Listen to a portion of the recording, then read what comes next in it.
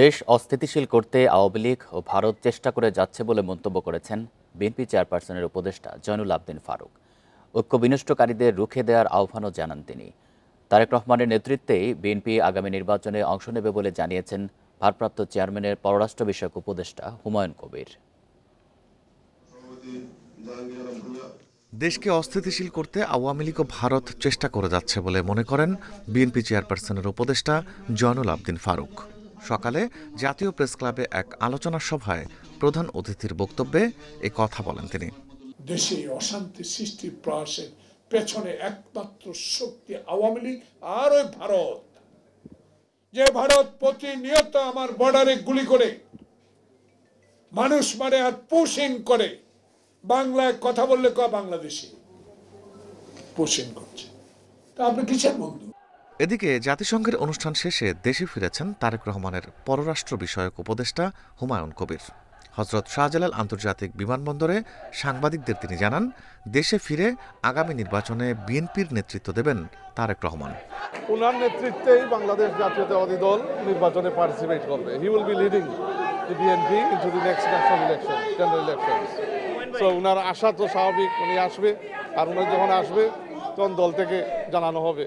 এ সময় তিনি জানান, জাতিসংঘ সফরে এনসিপি নেতাকে অপমান করাই প্রমাণ করে আওয়ামী লীগ একটি সন্ত্রাসী সংগঠন।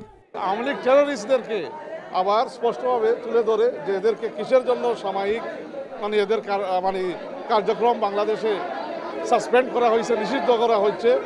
Rifat Alam, independent News, Dhaka. রংপুরে গত 2 মাসে অ্যানথ্রাক্স রোগে মারা গেছে শতাধিক গরু। শুধু তাই নয়, এই রোগে আক্রান্ত হয়েছেন অর্ধশতাধিক মানুষ। পশুবাহিত এই রোগ অনেকটা অসচেতনতার কারণেই ছড়িয়ে পড়ছে মানুষের শরীরে। রংপুর ছাড়াও এই রোগ ছড়িয়ে পড়েছে মেহেরপুর সহ কয়েক জেলায়। গত 2 মাসে অ্যানথ্রাক্সের ব্যাপক সংক্রমণ দেখা দিয়েছে রংপুরে। এ সময়ে মারা গেছে আক্রান্ত শতাধিক পশু। আর পীরগাছা, কাউনিয়া ও মিঠাপুকুর উপজেলায় আক্রান্ত হয়েছেন অর্ধশতাধিক ব্যক্তি। হাতে খালি খাই যায়, তারপর ফুসি উঠলো। এ ফুসি উঠার পরে যে সরে যায়, যে বেশি হয়ে গেল, ঘামাচির মতো একটু একটু ওটা দেখা গেছে। তারপরে দিয়ে আমি একদম এতটাই অসুস্থ হয়ে যাই যে এখানে ফোসকার মতো হয়ে যায়। এদিকে মেহেরপুরের 3 উপজেলায় এবার অ্যানথ্রাক্স আক্রান্ত হয়েছেন 464 ব্যক্তি। এদের মধ্যে প্রায় সবাই গাংনী উপজেলার। কিন্তু এই রোগ মানব শরীরে সংক্রমণের বিষয়ে পরিষ্কার ধারণা নেই বেশিরভাগ মানুষের। জনস্বাস্থ্য বিশেষজ্ঞদের মতে, গরু, ছাগল, ভেড়াসহ অন্য প্রাণীর শরীরে ক্ষত তৈরি করে ঢুকে পড়ে ব্যাসিলাস অ্যানথ্রাসিস ব্যাকটেরিয়া। পরে তা আক্রান্ত পশু থেকে মানুষের শরীরে প্রবেশ করে 3টি উপায়ে: পশুর পরিচর্যাকারীর ত্বকের ক্ষতের মাধ্যমে, আক্রান্ত প্রাণীর শ্বাস প্রশ্বাসে এবং আক্রান্ত পশুর মাংস খাওয়ার মাধ্যমে। গরু, মহিষ, ছাগল, তো এগুলো মেইনলি এগুলো কাটাকাটির সাথে যারা সংশ্লিষ্ট থাকে তাদেরই ট্রান্সকিউটেনিয়াসলি এটা ওই অর্গানিজমটা আপনার ওই পশু থেকে মানুষের শরীরে প্রবেশ করে, এবং যে রোগটা হয় সেটাকে আমরা কিউটেনিয়াস অ্যানথ্রাক্স বলি। অ্যানথ্রাক্স সাধারণ মানুষের মাঝে আতঙ্ক ছড়ালেও চিকিৎসকরা বলছেন, প্রতিরোধে গড়ে তুলতে হবে সামাজিক সচেতনতা। সবচেয়ে বেশি সচেতন হতে হবে। গরুকে সঠিকভাবে অ্যানথ্রাক্সের ভ্যাকসিনেশন করতে হবে। কোনো কারণে যদি আমরা নিজেরা আক্রান্ত হই তাহলে দ্রুত উপজেলা লেভেল হসপিটালে আসতে হবে এবং চিকিৎসা নিলে এটা দ্রুতই সেরে যায়। ভয়ঙ্কর সংক্রমণ হলেও অ্যানথ্রাক্স প্রতিরোধে পশুকে নিয়মিত টিকা দেওয়া, অসুস্থ পশুর মাংস না খাওয়া, আক্রান্ত হলে দ্রুত চিকিৎসা নেওয়ার পরামর্শ দিয়েছেন চিকিৎসকরা। তাপস সরকার, ইন্ডিপেন্ডেন্ট নিউজ। এ নিয়ে আরও জানাতে রংপুর ও মেহেরপুর থেকে যুক্ত হয়েছেন সহকর্মীরা। শুরুতেই রংপুর থেকে জানাবেন সহকর্মী নজরুল ইসলাম। নজরুল, রংপুরে যারা আক্রান্ত হয়েছেন তাদের শারীরিক এখন কি পরিস্থিতি, আর চিকিৎসকেরা কি ধরনের পরামর্শ দিচ্ছেন? হ্যাঁ, দেখুন, যারা আক্রান্ত হয়েছে তাদের অবশ্য চিকিৎসা সেবা চলছে। আমরা যেটা জেনেছি যে সকালে খবর নিয়েছি যে 12 জন আক্রান্ত হয়েছে তাদের বিভিন্নভাবে চিকিৎসা সেবা দেওয়া হচ্ছে। তাদের অতি পরিচর্যা যেটা বলা চলে, চিকিৎসক যেটি পরিচর্যা দিচ্ছে সেটি করছেন। তবে আমরা যেটা চিকিৎসকের সাথে কথা বলেছি, প্রাণী সম্পদ অধিদপ্তরের সাথে কথা বলেছি, তারা যেমনটি জানিয়েছেন যে যেসব পশুর শরীরে এইসব অ্যানথ্রাক্স আক্রান্ত পাওয়া গেছে তাদেরকে অবশ্যই সেগুলো জবাই না করার জন্য পরামর্শ দিচ্ছেন এবং তারা বাড়ি বাড়ি গিয়েই তারা খুরলি বৈঠক সহ বিভিন্ন ধরনের পরামর্শ দিচ্ছেন। আমরা কিন্তু অনেক আগ থেকে এটা বিষয়টি জেনেছি, অর্থাৎ আজ থেকে 2 মাস আগে আপনি তো বলা যায় যে জুলাই থেকে কিন্তু এই ঘটনাটা ঘটেছে। কিন্তু কয়েকদিন আগে আমরা যেটা জেনেছি যে ঢাকা থেকে একটা টিম এসেছিলেন 3 সদস্য, সেটি এসে কিন্তু উপসর্গ নিয়েই পরীক্ষা নিরীক্ষা করার পরে কিন্তু পাওয়া গেছে যে অ্যানথ্রাক্স আক্রান্ত হয়ে 3 উপজেলায় এই পর্যন্ত আমরা যেটা জেনেছি 12 জন আক্রান্ত হয়েছে। পাশের জেলাও কিন্তু অর্থাৎ সুন্দরগঞ্জেও কিন্তু আমরা যেটা জেনেছি যে সেখানে কিন্তু একটা আক্রান্ত রোগী পাওয়া গেছে। তবে এটি কিন্তু ছড়িয়ে যাচ্ছে বিভিন্ন জায়গাতে, অর্থাৎ গরু কাটা এবং গরু বাছাই এবং গরুর মাংস খাওয়া এবং পশুর মাংস থেকে কিন্তু এটি ছড়ানো হচ্ছে মানুষের শরীরে। আমরা দেখেছি যে মানুষের শরীরে কিন্তু বড় বড় গোটা হয়ে এবং সেটি কিন্তু ঘা হয়ে পচরা দেখা দিচ্ছে। সেক্ষেত্রে কিন্তু আমরা সেই লোকগুলোকে যে মেডিকেলে ভর্তি করে চিকিৎসা সেবা সেটি কিন্তু আলাদাভাবে চিকিৎসা দেওয়া হচ্ছে। আমরা যেটা জেনেছি পীরগাছায় যে হাসপাতাল আলাদা কোনো একটা জায়গায় সেখানে চিকিৎসা সেবা হচ্ছে, সেখানে কাউকে প্রবেশ করতে দেওয়া হচ্ছে না, কারণ যেটি যদি ছোঁয়াছি রোগ হয় যে অন্য মানুষের শরীরেও আক্রান্ত হতে পারে, সেটিকে চিকিৎসকের পরামর্শ অনুযায়ী সেখানে যেতে হবে এবং চিকিৎসকের পরামর্শ অনুযায়ী সেই জায়গাতেই চিকিৎসা সেবা দেওয়া হচ্ছে। তবে তাদের পরিবারের পক্ষ থেকে বলা হচ্ছে যে যেহেতু ভাইরাস রোগ এটি, অর্থাৎ যদি ভাইরাস হয় এবং গরুর যে টিকা দেওয়ার যে বিষয় রয়েছে এটি যদি তারা ঠিকভাবে দিত সেক্ষেত্রে তাদের এই রোগে আক্রান্ত হতে হতো না, সেটি কিন্তু তারা বলছেন। তবে আমরা যেটা জেনেছি পীরগাছায় যেটি ঘটনা ঘটেছে অনেকদিন আগ থেকে কিন্তু আমরা দেখেছি যে পীরগাছায় বেশি আক্রান্ত দেখা দিচ্ছে। তারপরে ওই আশেপাশের যে উপজেলা রয়েছে অর্থাৎ মিঠাপুকুর, কাউনিয়া, এটি কিন্তু আস্তে আস্তে বৃদ্ধি পাচ্ছে। আমরা কাউনিয়া যেটা জেনেছি যে 1 জন আক্রান্ত হয়েছে, মিঠাপুকুরে 3 জন আক্রান্ত হয়েছে। মিঠাপুকুরে 3 জনের পরেও কিন্তু আমরা যেটি খবর নিয়েছি যে আরও অনেকের শরীরে কিন্তু এটি আস্তে আস্তে ভাইরাস দেখা দিচ্ছে। তবে সেটি চিকিৎসকের পরামর্শ অনুযায়ী চিকিৎসা সেবা নেওয়ার জন্য তারা আহ্বান করছেন এবং চিকিৎসক যেটা বলছেন যে কোনোভাবেই এইসব গরু যে পশু যেন জবাই করা হয়, যেসব পশুর পরীক্ষা নিরীক্ষা ছাড়ায়। তবে আপনারা নিশ্চয়ই জানেন যে রংপুরে কিন্তু অনেক অঞ্চলেই আমরা যেটা জানিছি অনেক জেলায় অনেক উপজেলায় কিন্তু গরুর যে সনদ দেওয়া হয়, লাইসেন্স দেওয়া হয়, সেটি কিন্তু অনেকের নেই। আমরা দেখেছি যেসব হাট বাজারে গরু জবাই করা হচ্ছে সেটি কিন্তু পরীক্ষা নিরীক্ষা ছাড়াই জবাই করা হচ্ছে। এই জবাইগুলো যাতে না করা হয় সেটি কিন্তু তারা পরামর্শ দিচ্ছেন। নজরুল, আপনি থাকবেন আমাদের সাথে। আমরা এবার একটু মেহেরপুরের পরিস্থিতি জানবো। সেখান থেকে যুক্ত হয়েছেন সহকর্মী রাজিবুল হক। রাজিবুল, মেহেরপুরে 3 উপজেলায় 464 জন আক্রান্ত হয়েছেন এবং বেশিরভাগই হচ্ছে গাংনী উপজেলা। এই একটা উপজেলায় এত মানুষ আক্রান্ত হওয়ার কারণ কি, আর এই রোগ নিয়ে মানুষের মধ্যে সচেতনতা কেমন দেখছেন? জেলা জুড়েই কিন্তু অ্যানথ্রাক্স যে রোগ সেটি সংক্রমিত হচ্ছে, যেহেতু এটি অ্যানথ্রাক্স একটা ব্যাকটেরিয়া জোন এলাকা হিসেবে ইতিমধ্যেই পরিস্থিতি লাভ করেছে স্বাস্থ্য বিভাগের কাছে। কারণ মেহেরপুর জেলায় চলতি বছরে প্রায় 464 জন এই অ্যানথ্রাক্স আক্রান্ত হয়েছে। তবে এই আক্রান্তের পিছনে যেটি সব থেকে বেশি আক্রান্ত হয়েছে গাংনী উপজেলা। অর্থাৎ এই যে প্রাণী সম্পদ বিভাগ বা স্বাস্থ্য বিভাগের পক্ষ থেকে যেসব অসুস্থ পশু জবাই করা হয় সেগুলো তদারকি না করার কারণে বিভিন্ন গ্রামের দিকে যে গরুগুলো অসুস্থ হয়, মূলত অ্যানথ্রাক্স আক্রান্ত হয়, সেই গরুগুলো জবাই করার পরে তার মাংস নাড়া ছাড়া রান্না বান্না করে খাওয়ার পরেই মূলত এই অ্যানথ্রাক্স আক্রান্ত ছড়িয়ে পড়ে। তবে চিকিৎসকদের দাবি যে অ্যানথ্রাক্স আক্রান্ত যদি হওয়ার সাথে সাথে যদি দ্রুত হাসপাতালে চিকিৎসা নেয় তাহলে সেই ক্ষেত্রে হবে। তবে মানুষের মধ্যে আসলে এই নিয়ে তেমন কোনো সচেতনতা নেই, কারণ অসুস্থ গরু ছাগল জবাই করে খেয়ে ফেলছে মানুষ, তার ফলে এই রোগ কখনো প্রতিরোধ যে সম্ভব সেটি হচ্ছে না। কারণ প্রাণী সম্পদ বিভাগের হিসাবে বলছে যে এই তড়কা বা অ্যানথ্রাক্স যেটি এর স্পোর প্রায় 100 বছর পর্যন্ত জীবিত থাকে, অর্থাৎ এটি সহজে ধ্বংস করা যায় না বা ধ্বংস হয় না। সেই কারণে এটি যে কোনো জায়গায় থাকতে পারে এবং গবাদি পশুর কারণভূমিতে বেশিগুলো এগুলো থাকে। তো এইখান থেকে গবাদি পশু শরীরে আক্রান্ত হয়, এরপর গবাদি পশু যখন অসুস্থ হয় তখন কিন্তু সেই পশুটি জবাই করে মানুষ তার মাংস খেয়ে ফেলে। আর এই মাংস নাড়াচাড়া বা খাওয়ার কারণে এই অ্যানথ্রাক্স যে রোগ আক্রান্ত সেটি প্রতিনিয়তই কিন্তু মেহেরপুর জেলায় বাড়ছে। কারণ এইটা সম্পর্কে অ্যানথ্রাক্স সম্পর্কে মানুষের তেমন কোনো ধারণা নেই, যার ফলে অসুস্থ গরু তারা অনায়াসে জবাই করে খাচ্ছে এবং হাত পায়ে বিভিন্ন ধরনের ঘা দেখা যাচ্ছে। আর ঘা হওয়ার পরে তারা মূলত বুঝতে পারছে যে তারা অ্যানথ্রাক্স আক্রান্ত হয়েছে। সেই ক্ষেত্রে স্থানীয় যে উপজেলা স্বাস্থ্য কমপ্লেক্স আছে সেখানে চিকিৎসা নিচ্ছে। জেলার 98% আক্রান্তের হার গাংনী উপজেলায়, কারণ এই উপজেলায় স্যানিটারি ইন্সপেক্টর আছেন, স্বাস্থ্য বিভাগ আছেন এবং প্রাণী সম্পদ বিভাগ আছে, তাদের আসলে যথাসময়ে যদি গবাদি পশুগুলোর ভ্যাকসিনেশন বা টিকা সরবরাহ করা হয়, মানুষের মধ্যে সচেতনতা সৃষ্টি করা এবং অসুস্থ পশু যাতে কেউ জবাই করতে না পারে সেইগুলো যদি তদারকি করা হয়, তাহলে হয়তো এই অ্যানথ্রাক্স প্রতিরোধ করা সম্ভব। তা না হলে এই অ্যানথ্রাক্স কিন্তু আস্তে আস্তে বাড়তেই থাকবে।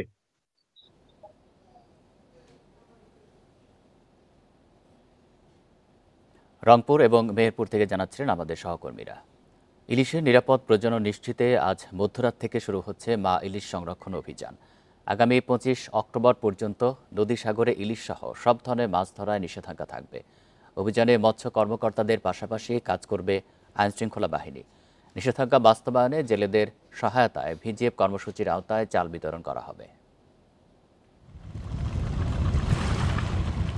ইলিশের প্রজনন মৌসুমে 22 দিনের জন্য শুরু হচ্ছে মা ইলিশ সংরক্ষণ অভিযান। এ সময় নদী সাগরে ইলিশ ধরা, পরিবহন, বাজারজাত এবং মজুত নিষিদ্ধ। মাছ ধরায় নিষেধাজ্ঞা বাস্তবায়নে ইলিশ অভয়াশ্রম হিসেবে পরিচিত চাঁদপুর, লক্ষ্মীপুর, ভোলা ও বরগুনার বিভিন্ন এলাকায় চলছে প্রচার। এই সময় কাজ না থাকায় জেলেদের 25 কেজি করে চাল দেবে সরকার। বরাদ্দ পেতে সঠিকভাবে তালিকা তৈরির দাবি জানিয়েছেন জেলেরা। 12 কেজি হয়, কেউ 17 কেজি হয়, কেউ 18 কেজি হয়, মুখ সে হয় 20 কেজি। এই ছেলে তো আমার সংসার। বাজারে তো আনুষঙ্গিক বহুত টাকা খরচ হয়, আর 22 দিনে যদি আর 2000 টাকা করে দিতে প্রতিজনকে, তাহলে একটা মানানসই ছিল। এই অবদানটা দেয় অরিজিনাল জেলে যারা, তারা ঠিক মতো পায় না। অভিযান সফল করতেই প্রশাসনের সঙ্গে কাজ করবে নৌ পুলিশ, কোস্টগার্ড, নৌবাহিনী। নিষেধাজ্ঞা মেনে চলতে জেলে পল্লীগুলোতে লিফলেট বিতরণের পাশাপাশি নদী তীরবর্তী এলাকায় করা হয়েছে মাইকিং।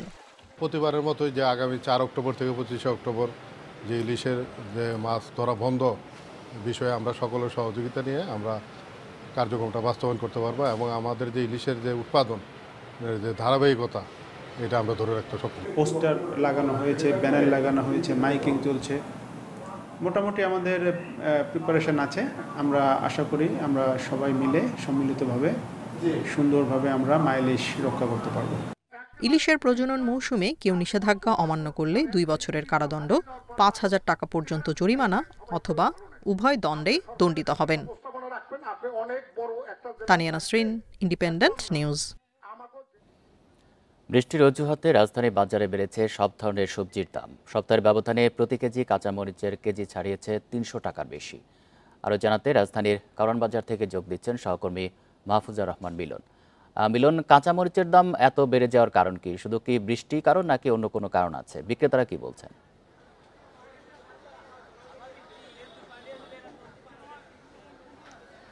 দেখুন, আমি এই মুহূর্তে আছি কারওয়ান বাজারের সবজি মার্কেটে।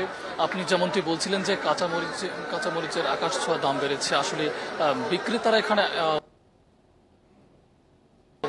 তারা বলছেন যে এখানে বাইরে থেকেও তারা মরিচ আনতে পারছেন না, এজন্য আর কি দাম বেড়েছে। আমি যদি আপনাকে এই মুহূর্তে বাজারের অবস্থা বলি এবং আপনাকে আমি বলবো যে এই মুহূর্তে কিন্তু কাঁচামরিচ বিক্রি হচ্ছে, আসলে আপনি যেমনটি বললেন যে 200 টাকা না, আসলে দামটি এখন হচ্ছে এই মুহূর্তে 320 টাকা, যেখানে আগে 180 থেকে 200 টাকা বিক্রি হচ্ছিল। এবং গত সপ্তাহে আমরা কিন্তু এই দামটি পেয়েছিলাম এবং আজ শুক্রবার সেই দামটি হয়েছে আপনার 320 টাকা, অর্থাৎ 120 থেকে 120 টাকা দাম বেড়েছে। এবং এতে কিন্তু একটা নাভিশ্বাস পরিস্থিতি তৈরি হয়েছে। এবং অন্যান্য যে সবজিগুলো আছে, যেমন আপনার এখানে লেবুর দাম কিন্তু বেড়েছে, হালি প্রতি বেড়েছে, এবং পেঁয়াজ কিন্তু 70 টাকা থেকে বেড়ে 2 টাকা করে বেড়েছে এবং যেখানে বিক্রি হচ্ছে কেজিতে 70 টাকা। রসুনের দামটি স্বাভাবিক রয়েছে 140 টাকা, আদা 160 থেকে 170 টাকা বিক্রি হচ্ছে এবং যেখানে কেজিতে বেড়েছে 20 টাকা, এবং আলুর দাম স্বাভাবিক রয়েছে 22 টাকা, এবং মিনিকেট চাল 70 টাকা থেকে 78 টাকা বিক্রি হচ্ছে কেজিতে, এবং মোটা চাল 55 থেকে 60 টাকার মধ্যে বিক্রি হচ্ছে। অন্যদিকে টমেটো 110 টাকা কেজিতে বেড়েছে, যেখানে 10 টাকা, এবং ভোজ্য তেল 188 টাকা।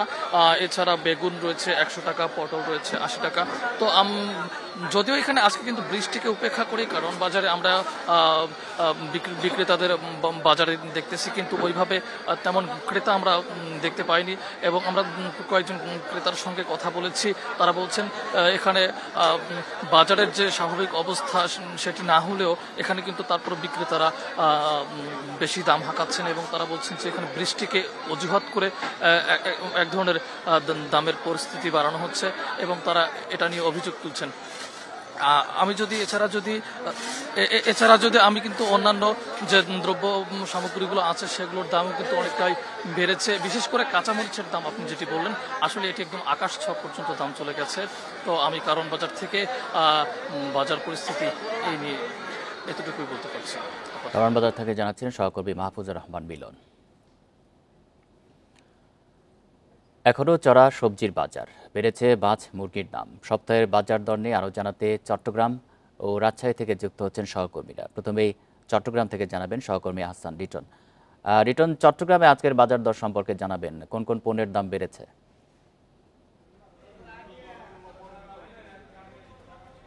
দেখুন, ঢাকা সহকর্মী যেমনটি বলছিলেন, আমরা দেখছি আসলে চট্টগ্রামও সবজির বাজার বেশ চড়া। আমরা দেখেছি গত সপ্তাহে যে সমস্ত সবজিগুলো যে দামে বিক্রি হয়েছে, আজকে প্রায় বেশিরভাগ সবজিতেই 10 থেকে 20 টাকা পর্যন্ত কেজিতে দাম বেড়েছে। এই ক্ষেত্রে আসলে বিক্রেতারা যেটি বলছেন সেটি হচ্ছে গত কয়েকদিন যে মৌসুমি বায়ুর কারণে বৃষ্টি হয়েছিল, সেই বৃষ্টির কারণে যে সমস্ত জায়গা থেকে মূলত সবজি আসে সেই জায়গাগুলো থেকে সবজি আসা কমতে শুরু করেছে এবং যে কারণে চাহিদার তুলনায় বাজারে সবজি কম এবং একই কারণে বাড়তি দামে কিনে আনতে হচ্ছে বলে দামটাও তারা কিছুটা বাড়তি রাখার ছাড়া তাদের কোনো গুরুত্ব নেই বলে আমাদেরকে জানিয়েছেন। তবে তারা যেটি বলছেন সেটি হচ্ছে খুব দ্রুতই শীতকালীন যে সমস্ত সবজিগুলো রয়েছে সেগুলো বাজারে আসা শুরু হবে বলে তারা প্রত্যাশা করছে। যদি সেটি হয় তাহলে সবজির বাজার কিছুটা কমতে দিকে যেতে পারে। আমরা একটু বলতে চাই যে মুরগির দাম আমরা দেখছি আসলে ব্রয়লার মুরগি এবং দেশি মুরগি ব্রয়লার মুরগি এবং সোনালী মুরগি গত সপ্তাহে যেই দামে বিক্রি হয়েছিল আজকে দেখছি সেখান থেকে কেজিতে হয়তো 5 টাকা দিক সেদিক হয়েছে, এটি বাদ দিলে আসলে মোটামুটি একই রকম আছে। তবে এর বেড়ে গেছে দেশি মুরগির দাম। এখানে বিক্রেতারা যেটি বলছে সেটি হচ্ছে দেশি মুরগির একটি বড় অংশ আসে হচ্ছে পার্বত্য জেলাগুলো থেকে, যেহেতু আপনি জানেন যে আসলে গত কয়েকদিন ধরে খাগড়াছড়িতে একটু উত্তাল পরিস্থিতি চলছে এবং সেই কারণে সেখান থেকে আসলে যে পরিমাণ দেশি মুরগি আগে আসতো সেটি আসলে এই মুহূর্তে সেই আসার জোয়ারটা কিছুটা কম এবং সেই কারণে বাজারের চাহিদার তুলনায় মুরগি যেহেতু কম, দেশি মুরগি সংকটের কারণে দাম কিছুটা বাড়তি। এটি ছাড়া আমরা যদি বলি যে সামুদ্রিক যে মাছ রয়েছে, মাছের দামও আমরা দেখছি মোটামুটি স্বাভাবিক রয়েছে। তবে ইলিশের দাম সবসময় চড়া, আজকেও সেই চড়া রয়েছে। আমরা দেখেছি একটি ইলিশের দাম ছোটোখাটো মাঝারি সাইজের 2300 টাকা করে বিক্রি হচ্ছে। তারা যেটি বলছেন সেটি হচ্ছে আগামীকালকে থেকে যেহেতু সমুদ্রে মাছ ধরা বন্ধ হবে সংগত কারণে এখন পর্যন্ত পর্যাপ্ত মাছ তাদের কাছে আছে এবং আগামীকালকের পর থেকেই হয়তো একটি সংকট তৈরি হতে পারে। আমাদের সাথে আমরা এবার রাজশাহীর বাজার পরিস্থিতি সম্পর্কে জানবো, যুক্ত হচ্ছেন সহকর্মী মুস্তাফিজুর রহমান।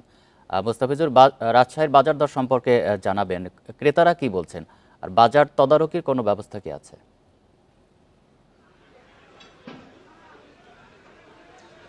দেখুন, রাজশাহীর সবজি বাজারে যদি গেল সপ্তাহের সাথে আজকের দিনের তুলনা করা হয় তাহলে সব কিছুই বেড়েছে, কোনোটি দ্বিগুণ বেড়ে গেছে। এবং আমরা যদি দেখি যে গেল সপ্তাহে যেই কাঁচামরিচ বিক্রি হয়েছিল 200 টাকা কেজি, সর্বোচ্চ গেছে 220 টাকা কেজি, আজকে সেটি বিক্রি হচ্ছে 320 থেকে 340 টাকা কেজি কাঁচামরিচ বিক্রি হচ্ছে এবং সপ্তাহে ব্যবধানে 100 টাকার উপরে বেড়ে গেছে।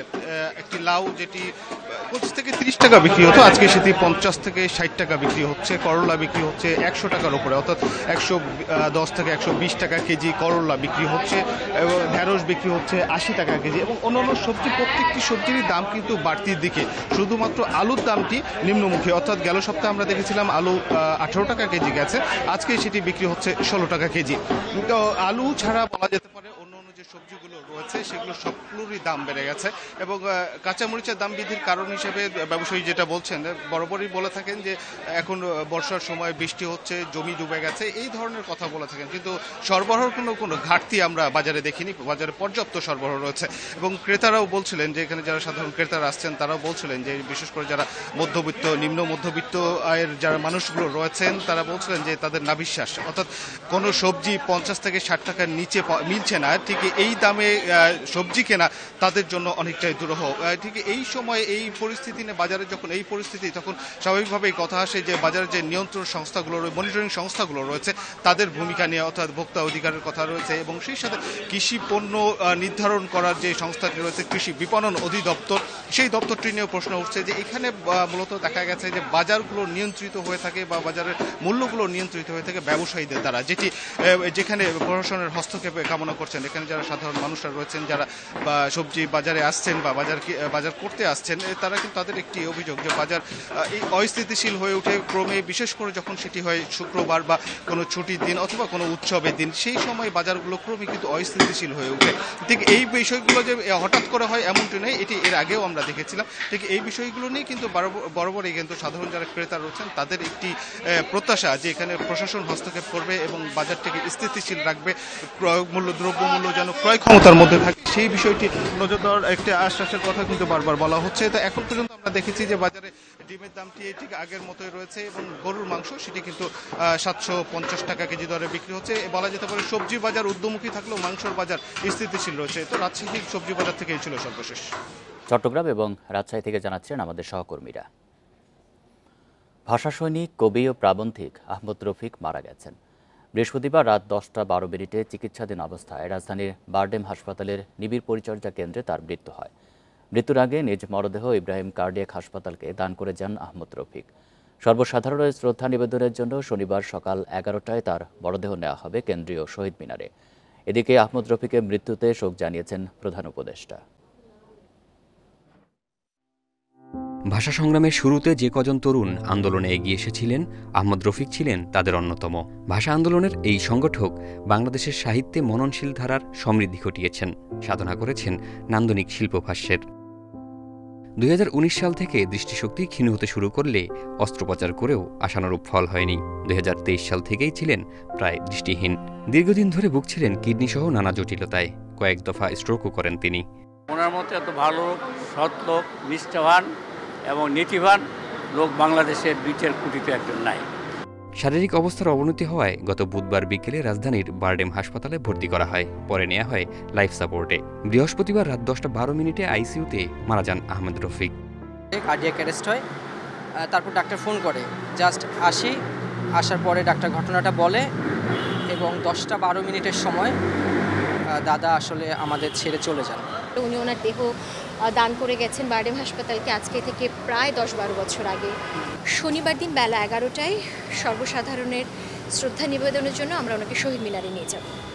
শতাধিক বই রচনা ও সম্পাদনা করেছেন তিনি। পেয়েছেন 21 পদক, বাংলা একাডেমি পুরস্কার সহ অসংখ্য সম্মাননা। রবীন্দ্র গবেষণায় কলকাতায় টেগোর রিসার্চ ইনস্টিটিউট থেকে পান রবীন্দ্র তত্ত্বচর্যার্য উপাধি। 1929 সালের 12 সেপ্টেম্বর ব্রাহ্মণবাড়িয়ায় জন্ম হয় আহমদ রফিকের। জাহিদুল ইসলাম, ইন্ডিপেন্ডেন্ট নিউজ, ঢাকা। 5 ব্যাংক একীভূত হয়ে দেশের প্রথম রাষ্ট্রায়ত্ত ইসলামী ব্যাংক হতে যাচ্ছে। নাম হবে ইউনাইটেড ইসলামী ব্যাংক পিএলসি বা ইউনাইটেড ইসলামী ব্যাংক বাংলাদেশ পিএলসি। দুর্বল ব্যাংককে গ্রাহকদের আস্থা ফেরাতেই এই উদ্যোগ সরকারের। বাংলাদেশ ব্যাংক বলছে, রাষ্ট্রীয় মালিকানায় এসব ব্যাংকের প্রতি আস্থা ফেরার পাশাপাশি তারল্য সংকটও কাটবে। বিশ্লেষকেরা বলছেন, গ্রাহকের আস্থা ফেরাতে ব্যাংকে থাকতে হবে পর্যাপ্ত তারল্য। অনিয়ম, দুর্নীতি ও তারল্য সংকটে নুয়ে পড়া 5 ইসলামী ব্যাংক একীভূত হয়ে একটি ব্যাংকে রূপান্তরিত হচ্ছে, যা দেশে প্রথমবারের মতো হতে যাচ্ছে রাষ্ট্রায়ত্ত ইসলামী ব্যাংক। পরিচালিত হবে সরকারি মালিকানায়, এতে গ্রাহকের আস্থা ফিরবে, এমনটাই প্রত্যাশা বাংলাদেশ ব্যাংকের। যদিও বাংলাদেশ ব্যাংকের তথ্য বলছে, জুন শেষে রাষ্ট্রায়ত্ত ব্যাংকের খেলাপি দাঁড়িয়েছে 1,49,000 কোটি টাকার বেশি, যা বিতরণ করা ঋণের প্রায় অর্ধেক।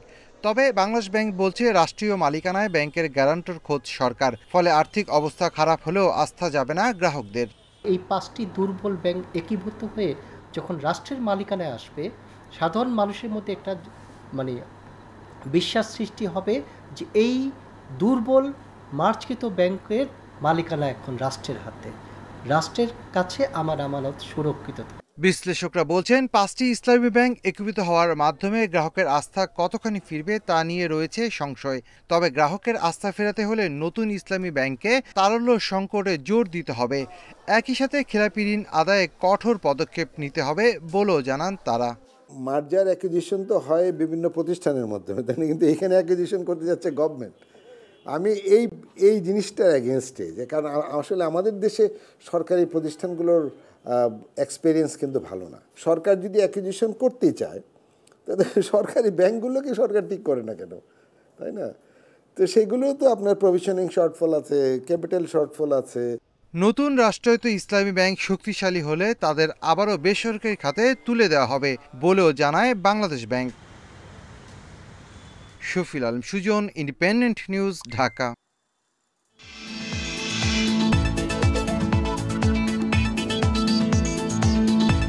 কখনো স্কুলে, কখনো ড্রয়িং সেন্টারে, আবার কখনো বাসাবাড়িতে শিক্ষার্থীদের ছবি আঁকা শেখাচ্ছেন চাঁদপুরের চারুশিল্পী কাজী সালাউদ্দিন।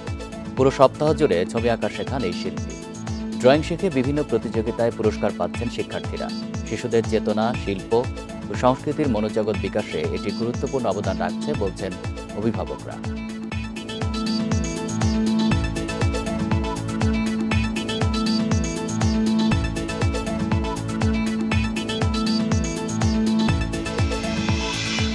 এ নিয়ে প্রতিবেদন থাকছে সংবাদে। বঙ্গোপসাগরে মাছ ধরার কাঠের ট্রলারে বসানো হয়েছে অবৈধ ট্রলিং সিস্টেম। এসব ট্রলারে ছোট ফাঁসের জাল ব্যবহার করে মাছ শিকারের কারণে ধ্বংস হচ্ছে মাছের রেণুপোনা সহ জীববৈচিত্র্য। স্থানীয় জেলেরা এসব ট্রলারের বিরুদ্ধে সরব থাকলেও হাইকোর্টে রিট পিটিশনের কারণে পদক্ষেপ নিতে পারছে না মৎস্য বিভাগ। বেশ কয়েক বছর ধরে বঙ্গোপসাগরে ইলিশসহ সামুদ্রিক মাছের সংকট দেখা দিয়েছে।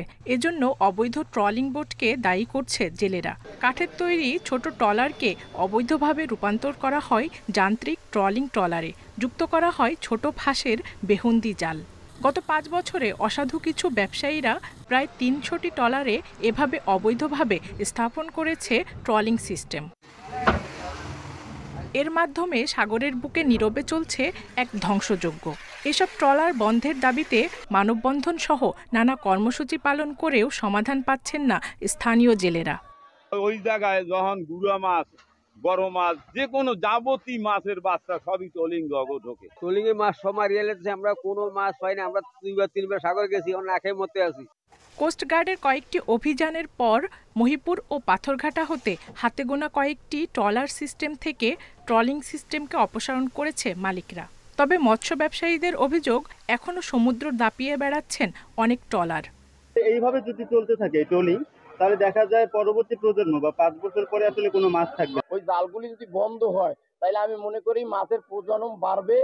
এদিকে হাইকোর্টে রিট পিটিশনের কারণে এসব ট্রলারের বিরুদ্ধে আইনগত ব্যবস্থা নিতে পারছে না মৎস্য বিভাগ। আমরা যেহেতু তিনটা আপনার আমাদের রিট রয়েছে, যার জন্য আমরা এই ট্রলারগুলোর বিরুদ্ধে বর্তমানে আমরা ব্যবস্থা গ্রহণ করতে বিব্রত বোধ করছি। আমরা এই বিষয়ে আমাদের মৎস্য প্রাণী সম্পদ মন্ত্রণালয়, মৎস্য অধিদপ্তর তারা সজাগ রয়েছে। তারা এই মামলাটিকে আমাদের স্টে করার প্রক্রিয়ায় রয়েছেন। সমুদ্রের জীববৈচিত্র্য রক্ষায় অবৈধ সব ট্রলিং ট্রলার বন্ধের কার্যকরী পদক্ষেপ নেবে সরকার, প্রত্যাশা প্রান্তিক জেলেদের। Independent news. এই ছিল এখনকার সংবাদে। ইন্ডিপেন্ডেন্ট টেলিভিশনের সব খবরের আরো বিস্তারিত জানতে চোখ রাখুন ফেসবুক, ইউটিউব এবং এক্সে। ধন্যবাদ সবাইকে।